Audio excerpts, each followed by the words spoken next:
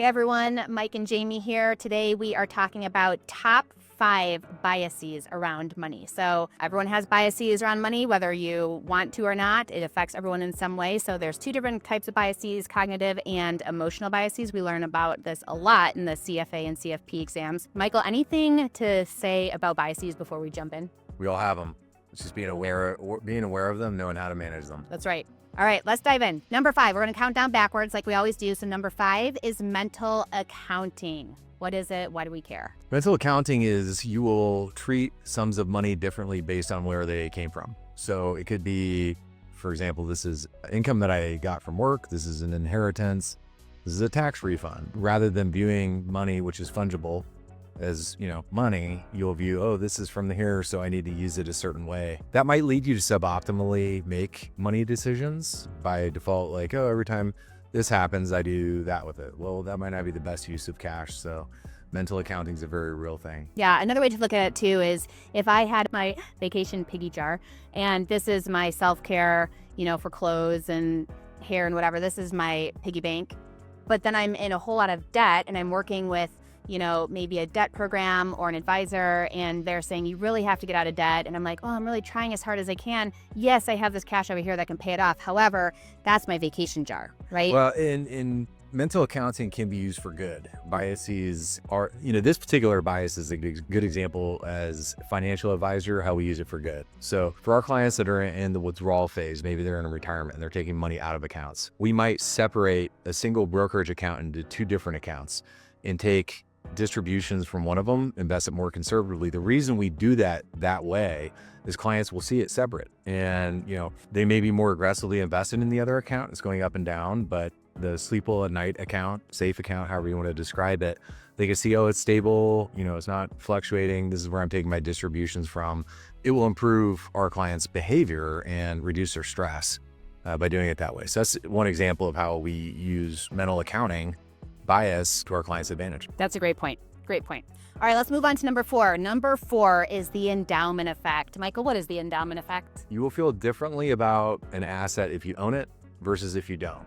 So this is something that we really need to be aware of. Daniel Kahneman won a Nobel Prize for economics. And what he showed is that what he did was he gave a control group. He had 2 different groups. He was doing a study, a control group, a mug, and then he gave another group no mug. A week later, they got back together and he asked the group that had the mug for a week what they thought it was worth. And then he asked the group that didn't have the mug, he showed them the same mug and said, what do you think it's worth? The group that had the mug over that period of time thought it was worth significantly more than the group that didn't. And so this is true for other assets. We might hold an investment and we think that it's more valuable because we own it. And so this is something to be aware of. One of the ways that we manage this is if we buy an investment, let's say it's a stock, and it goes down by 5% from the point that we bought it, we immediately sell it. Now we might buy it back maybe a month later after a wash sale if we still have the same feeling about the business and our investment thesis remains intact, but we'll see it with a clear set of eyes. We're not going to be impacted by the endowment effect bias we would have had we just held on to it. Right. And it's removing that emotional attachment. So a lot of times people commonly see this in real estate, right? I'm selling my house. Oh my gosh, this is where, my kids grew up and I have all these memories, and that's my old trampoline in the backyard, that my kids spent so many hours playing on. And we tend to overvalue our homes when we sell them. There's a lot of science behind this. Well, I started my career in lending. That's right. With people and, well, my home's worth this, and well, everyone in your neighborhood, we know what they sold their house for. Probably not worth that much money. It's really hard to take the emotion out. So we see that in finance too. Just be aware that the endowment effect is real, and we have very real strategies to get over that hump. So let's move on to number 3, confirmation bias. Michael, what is it? This one's a doozy. And basically what this means is that we are biased to seek out evidence that confirms our existing views. And so as investors, this can be dangerous because we might own an investment and will only take in, good news or research reports that are looking at it in a positive light and avoid news that might help us see potential pitfalls or reasons why we might not want to have that investment. You'll see this in society where people, seek out news, for example, and they'll only seek news that confirms what their existing viewpoint is. It's very dangerous. Charlie Munger is a famous investor, a business partner, good friend of Warren Buffett. What he recommended is to always invert. And what he meant by that is, okay, you found an investment that you like. Here's the reasons why you like it. Okay, let's make the case against that. It's kind of like walking in someone else's shoes. Let's see it from a different point of view. And if you can do that, you can strengthen your argument for either buying it, or you might say, well, maybe I shouldn't do that. And so invert, avoid the bias. And that's the way that we approach this particular bias. Okay, going on to number 2, recency bias. What is it, Michael? You'll put more weight on events that have happened more recently than those that have happened in the past. And so following the financial crisis, the housing collapse, I can remember in 2010 talking to people about investing in stocks, and they were like, what are you, crazy? So, well, stocks are cheap. This is a great time to buy stocks. And they're like, well, stocks crashed. I'm like, yeah, they did crash. Now we're looking at what's going forward. Long-term stocks have averaged, 10+%. It's probably a good time to buy them. A different way to view this recency bias is, it's not exactly the same, but it's continuing status quo bias is what it's called. Things are going to continue to be the way that they are today into the future. So they're related. Things can change, and we need to be ready for that and consider not just what's happened in the recent past, but what's happened in the more distant past, and also what might happen in the future when we're trying to build portfolios and make financial decisions.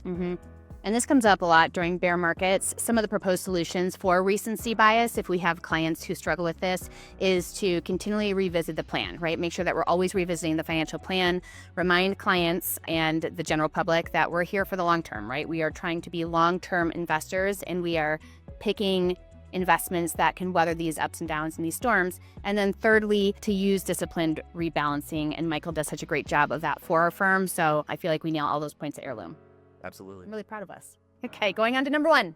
The number 1 reason for top 5 biases around money is loss aversion. Michael, what is it? Oh man, this is a big one. Loss aversion. You will feel different about a gain than you would a loss, and loss is twice as impactful as a gain. Daniel Kahneman cited earlier regarding the endowment effect also showed that the pain of a loss, let's say you have $1 million and it goes down by 100,000, down 10%, you'll feel twice as bad about that loss as you would a corresponding $100,000 gain. And we are hardwired as people over time to be loss averse, to avoid risk. And there's a good reason for this. 1,000+ years ago, jumping off a rock to try to, do something crazy, you might break your leg, you might get eaten by a tiger or something. So being conservative and, avoiding loss has made sense, long term. But, today when we look at investments, we need to position our portfolio so that we can emotionally deal with the potential ups and downs that we're going to invest in, and understand, quantify. We use a software that helps us with this, how much ups and downs you can withstand. Because the worst situation that I often see clients fall prey to is, oh, I'm overly, things are going well, I'm feeling good, we should be more aggressive, take more risks to get more return. And then inevitably, the market will go down at certain points in time, and they'll panic and I got to get more conservative. Well, if you do that over time, selling low and buying high is a good way to underperform. So this is a big problem. Yeah, and it's similar to the psychology of people, how people receive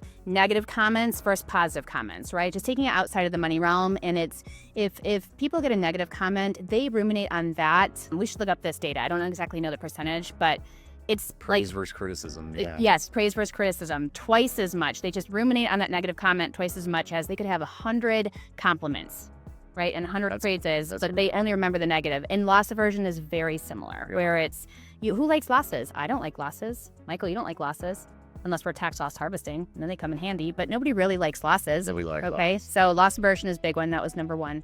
Anything you would add to wrap up? No, I think this is a very important subject. In the 20 years that I've been working with people and their money, biases are maybe the most underappreciated aspect of succeeding financially. It's something that we need to be aware of. We need to, have some ways to manage it. And, if we can do that, then we can succeed. But, if we ignore these or are unaware of them, there's a lot of pitfalls we can fall into. I agree. All right, to review, the top 5 behavior biases around money is the Number 5, mental accounting. Number 4, the endowment effect. Number 3, confirmation bias. Number 2, recency bias. And number 1, loss aversion. Thank you for joining us.